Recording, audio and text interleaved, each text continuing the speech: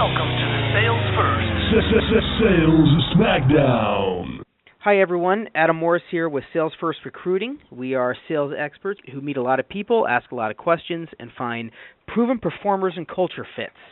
And I'm here today with our special guest, Rich Keating from OnCourse Learning. So, Rich, tell our listeners what you do and why you agreed to a Sales Smackdown. Sure. So I'm an inside sales manager. I have been doing consultative sales or consultative work for over a decade in one role or another, and have been a leader for over half of that time. And I'm really passionate about learning and development and managing others and moving them on to bigger and greater things. And, I agreed to a sales smackdown just because first of all, it sounded interesting. And second, is I always really feel strongly about knowledge is power, and we should not be siloed. So anything that I can share to help enlighten others is what I would like to do, and know that most of that is because I've learned it from someone else. So I always want to share that with whoever I can. I love it, and we'll try to squeeze a little bit of enlightenment out of here, but a lot of these questions and answers are probably going to go nowhere and help no one. But we'll see what happens. Now, real quickly before we begin, because I've got 5 really important questions for you, what does OnCourse Learning do? We provide continuing education and resources to the highly regulated markets of healthcare, financial services, and real estate. And then we have multiple segments within that, each one of those. So, we have our acute care, non-acute care, EMS under healthcare, those types of things. So really it's providing ongoing education to adult learners in the highly regulated markets. Thank you. Okay, question number 1. You ready? Sure. Rich Keating, would you rather spend 5 years in prison for a crime that you committed or 2 years in prison for a crime you didn't commit? Wow, this is nothing to do with sales. Well, we'll let our listeners be the judge of that. Yeah, sure. Okay. I would go with probably 5 years that I did commit. Do you need reasons why or not? If you want to, we'll hear them. And I got to tell you, I agree with you, but go ahead. No, let's leave it at that's what I'd go with.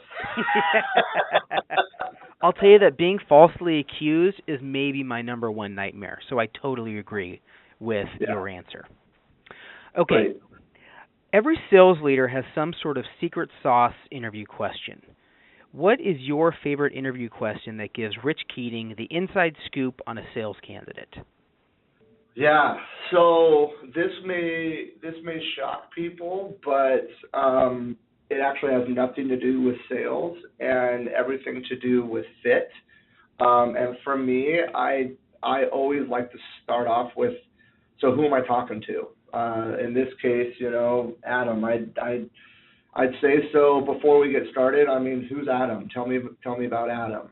And what I have found with that is the reason it's a secret, it sounds so simple, however, it tells so much, because one of the things it does is I use it as a strategy to calm the interviewer down.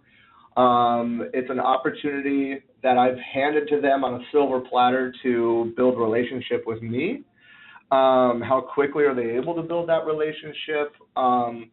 Are they able to identify, are they someone who's going to use this as an opportunity to discuss a little bit about their personal life along with their professional life, or are they going to keep it strictly professional? And so I find that it's a wonderful way for me to get an insight into how is this individual going to build rapport right out of the gate with a lot of their with a lot of their prospects and clients, if they're trying to do it for me in selling themselves in a position. So it may not sound like a secret sauce type of question, but it's one that I always make sure that I use, and I do it right out of the gate. First of all, I do the exact same thing, and I view it as the most important question. I just say, tell me about yourself, but I think we're looking for the same thing, right? Yep. Is how comfortable are they in their own skin? Are they gonna list off all their best qualities, or are they gonna tell me some stuff that's really interesting, so I get a little glimpse into their life and who they are? All right, fill in the blank. Okay. The best sales leader is the one that blank. The best sales leader is the one that strongly believe that the individuals on my team probably don't know or realize that I believe in them more than themselves. And part of that is by establishing trust and building rapport. All of it is because I believe in everything that they're doing and believe in what we're doing and believe in their ability to do what they're doing, and just belief in the process and who they are. I absolutely love that answer.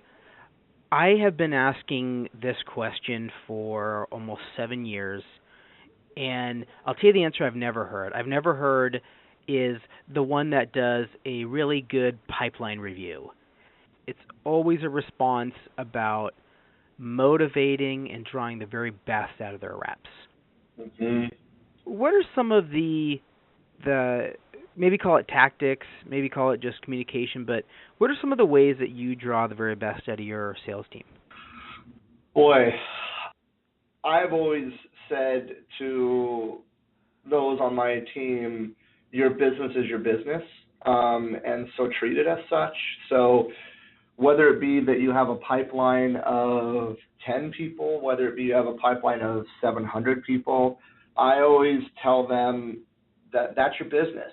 So treat it as if you're the CEO and you're operating it and doing what's best in order to make money and be successful and not fall underwater. And by doing that, it gives a different sense of ownership to those individuals. It allows them to bring in their own type of creativity or their own science into what they do. We all have a philosophy or a model or something that we may need to follow with whatever organization we're with. But within that, it allows for the creativity and the art that I believe is in sales. And then beyond that, the other thing that I do, which is a little bit more of an emotional side, is I be as transparent and vulnerable as I can as a leader. So what I like to say to them is, I don't know what the answer is. Help me understand. Or what can we do together to come up with the right answer here? Usually what I find is it's completely different than what I thought going in. So I think there's a lot of trust that goes into that. Again, back to the belief thing and asking questions to have a partnership. Boy, that is a fantastic answer. By the way, there's a book that shares your philosophy. It's by Seth Godin. It's called Lynchpin. Have you read that? No, I haven't. Lynchpin? Lynchpin. Yeah, it's really good. Okay. So, tell me about an interview that you totally bombed. Boy, it's important to say there's a difference between what I know I bombed and what I think I bombed, right? Right. Yeah. There was I won't say what the organization was, but it was an interview where I think that I felt more confident in my abilities or what I thought the role was going to be. It was for a sales role. In this case, I misunderstood, or I did not fully understand what the organization was and what really they were looking for. And so what ended up happening was halfway through the interview, I was asked, is this the position that you're going for, or are you looking for something else? And it let me reflect on what I could have done better.